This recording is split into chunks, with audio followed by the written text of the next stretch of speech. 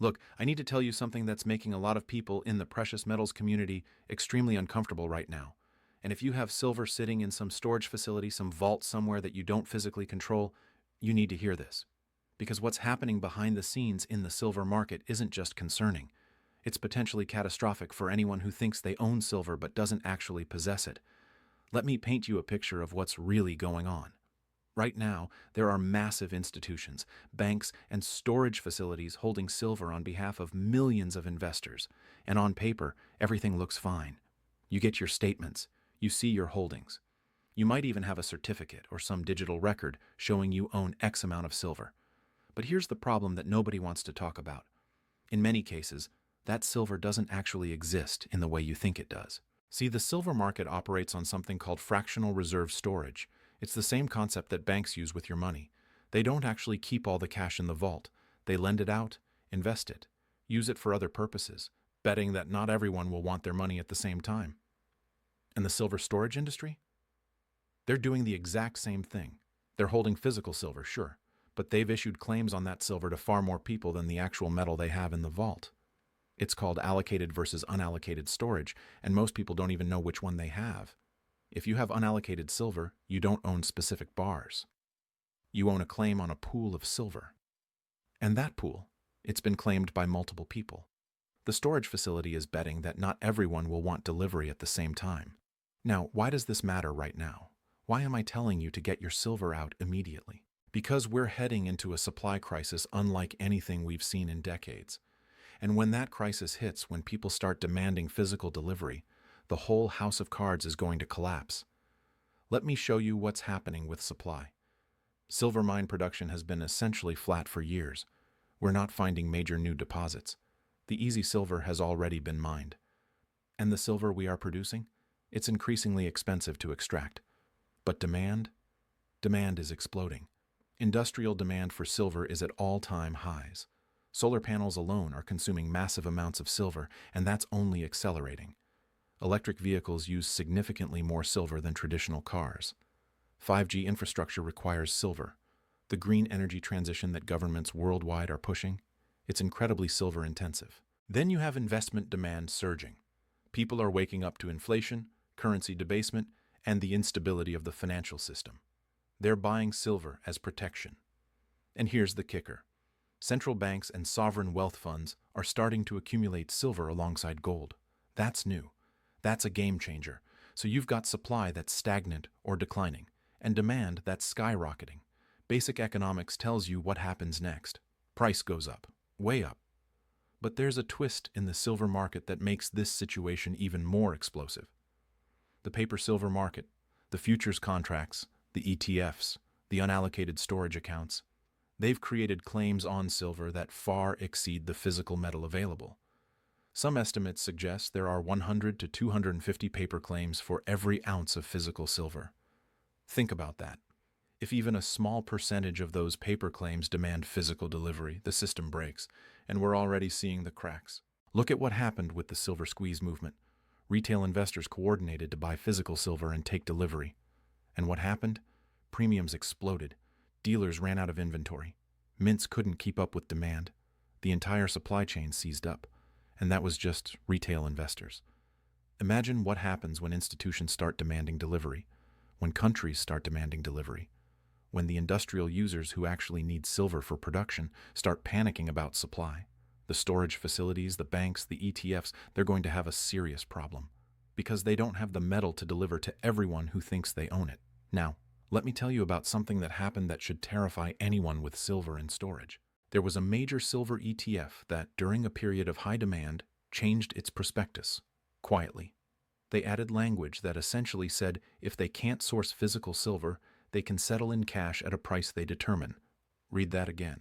If you own shares in this ETF thinking you have exposure to silver and there's a supply crisis, they can just give you cash instead, at a price they decide, not the market price, not the price silver is actually trading at. Their price. And you have no recourse. You agreed to it when you bought the shares. It's in the fine print that nobody reads. This isn't theoretical. This is happening. These are the terms. And it's not just ETFs. Storage facilities have similar clauses. Force majeure provisions. circumstances beyond their control. If there's a supply disruption, if there's a banking crisis, if there's a government intervention, they can settle in cash or delay delivery indefinitely. You think you own silver, but what you really own is a promise. And promises break when the system is under stress. Now, I know what some of you are thinking, but my storage facility is reputable. They're audited. They have insurance. Let me tell you about audits in the precious metals industry. Most audits don't actually verify that the metal exists and is allocated to specific clients. They verify that the facility has metal, but they don't check if that same metal has been pledged to multiple parties. They don't verify the chain of custody. They don't confirm that your specific bars are sitting in the vault with your name on them. It's security theater. It makes you feel safe without actually ensuring your metal is there. And insurance? Insurance policies have limits. They have exclusions. They have deductibles. If a major storage facility goes under, if there's fraud, if there's a systemic crisis, the insurance isn't going to make you whole.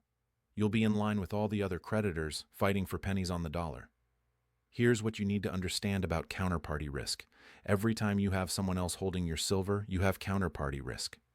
You're trusting that they're honest, that they're competent, that they'll be there when you need them. And in a crisis, that trust is often misplaced. Look at what happened in past financial crises. MF Global, a major commodities broker, collapsed. Client funds disappeared. People who thought their assets were segregated and safe found out they were unsecured creditors. Lehman Brothers, one of the largest investment banks in the world, went bankrupt overnight. Counterparties were left holding the bag. These weren't small, shady operations. These were major, regulated, reputable institutions, and they failed, and their clients lost everything. The silver market isn't immune to this. In fact, it's more vulnerable because of the fractional reserve nature of storage and the massive paper-to-physical ratio. Now, let me tell you what smart money is doing right now. They're taking delivery. They're pulling their metal out of storage facilities and taking physical possession. They're not trusting the system. They're not relying on promises because they understand what's coming. We're heading into a period of extreme financial instability. Currency debasement is accelerating. Governments are printing money at unprecedented rates. Debt levels are unsustainable. The banking system is fragile.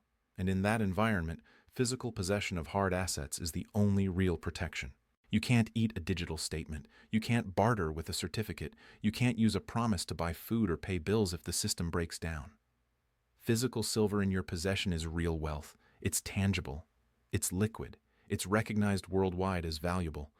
Everything else is just paper. And paper burns.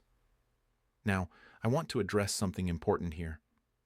If you're sitting on a significant amount of wealth in retirement accounts, traditional IRAs, 401ks, you might be thinking, I can't just take physical possession of silver in those accounts. And you're right. But there is a way to get physical precious metals into a retirement account structure that gives you more control and security.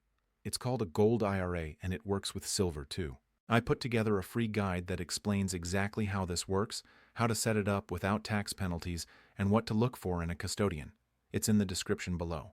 If you've got $100,000 or more in retirement savings and you're concerned about what we're talking about here, it's worth checking out.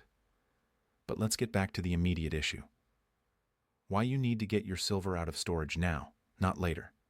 Timing matters here. Because once the crisis becomes obvious to everyone, it'll be too late. Right now, you can call your storage facility and request delivery. It might take a few weeks. There might be some fees. But you can get your metal. But when the supply crisis hits, when everyone realizes the emperor has no clothes, when the run on physical silver begins, you're going to be in a queue. A long queue, with a lot of other people who also want their metal. And the facility is going to prioritize. They're going to deliver to the biggest clients first, the institutions, the high net worth individuals, the people with the most leverage. If you're a retail investor with a modest holding, you're going to be at the back of the line. And by the time they get to you, there might not be any metal left. Or worse, they might have already declared force majeure. They might have already suspended deliveries.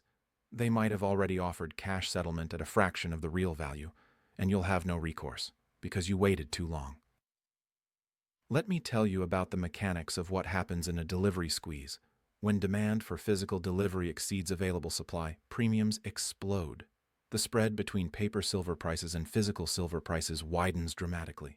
You might see silver trading at $30 on the futures market, but physical silver coins and bars selling for $40, $50, even $60. Because there's no physical available at the paper price. And if you're holding unallocated silver in a storage facility, guess what price you're going to get if they settle in cash? The paper price, not the real physical price. You're going to watch silver skyrocket in the physical market while you get paid out at the suppressed paper price. You're going to lose the entire premium, the entire real gain, because you didn't have possession. This isn't speculation. This is exactly what happened during previous supply squeezes in other commodities. It's what happened with palladium. It's what happened with rhodium. It's what happens every time there's a disconnect between paper claims and physical availability. And silver is the most vulnerable to this because of how extensively it's used in industry, how much investment demand there is, and how small the actual physical market is compared to the paper market. The entire above-ground silver supply available for investment is worth less than the market cap of a single large tech company. It's a tiny market, and when big money tries to get in, when industrial users start hoarding, when countries start accumulating, there's not enough to go around. Now, let me address the security concerns about holding physical silver yourself. Yes, there are risks to home storage. Theft is a concern, fire is a concern, flood is a concern. But these are manageable risks. You can get a good safe, you can get insurance, you can be discreet about what you own. And compare those risks to the risk of not having possession, the risk of your storage facility going bankrupt, the risk of fraud, the risk of government confiscation or restrictions on withdrawals, the risk of force majeure and cash settlement. Which risk is greater? Which risk is more likely to result in total loss? In my view, and in the view of many experienced precious metals investors, the counterparty risk of storage far exceeds the security risk of possession, because you can control security. You can't control what a storage facility does. You can't control what happens in a financial crisis. You can't control government actions, but you can control where you keep your metal and how you protect it. Now, let's talk about what's happening at the government level, because this adds another layer of urgency. Governments around the world are becoming increasingly concerned about capital flight, about people moving wealth out of the banking system, about the loss of control over monetary policy. And one of the ways they respond is by restricting access to physical precious metals. We've seen this before. In the 1930s, the U.S. government confiscated gold.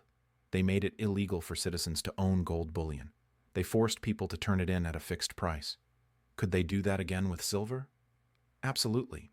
In fact, it might be easier with silver because so much of it is held in storage facilities and ETFs. They don't have to go door to door. They just have to issue an order to the custodians. And if your silver is in a storage facility, you have no choice. They'll comply with the government order. Your silver will be confiscated or frozen, and you'll get whatever compensation the government decides to give you. But if you have physical possession, you have options. You have control. You can decide what to do. I'm not saying confiscation is imminent. I'm saying it's a risk that increases as financial instability increases, and having possession gives you protection against that risk. There's also the issue of capital controls. In a severe financial crisis, governments often restrict the movement of money. They limit withdrawals. They freeze accounts. They prevent capital from leaving the country. If your silver is in a storage facility, it's subject to those controls. You might not be able to access it. You might not be able to sell it. You might not be able to move it. But physical silver in your possession? That's outside the banking system. That's outside the control grid. That's real, tangible wealth that you can use regardless of what the government does. This is why, throughout history, people who survived financial collapses and currency crises were the ones who had physical precious metals. Not paper claims, not promises, physical metal. Now, let me give you a practical framework for thinking about this. Ask yourself these questions. If there was a banking crisis tomorrow, could you access your silver? If your storage facility went bankrupt, would you be able to recover your metal? If the government imposed capital controls, would your silver be affected? If there was a supply squeeze and everyone wanted delivery, would you be at the front of the line or the back? If the price of physical silver diverged significantly from paper silver, would you get the real price or the paper price? If you can't answer these questions with confidence, you don't really own your silver. You own a promise, and promises are only as good as the entity making them. Here's what I recommend you do, starting today. First, contact your storage facility or ETF provider. Understand exactly what you own. Is it allocated or unallocated? What are the terms for delivery? What are the force majeure provisions? What happens in a supply crisis? Read the fine print. All of it, because that's where the truth is. Second, request delivery. Don't wait. Don't think about it. Just do it. Even if there are fees, even if it's inconvenient, get your metal out. Third, set up secure storage at home or in a private vault that you control. Not a bank safety deposit box, because those are subject to government access and bank closures. A private vault or a good home safe. Fourth, be discreet. Don't tell people what you own.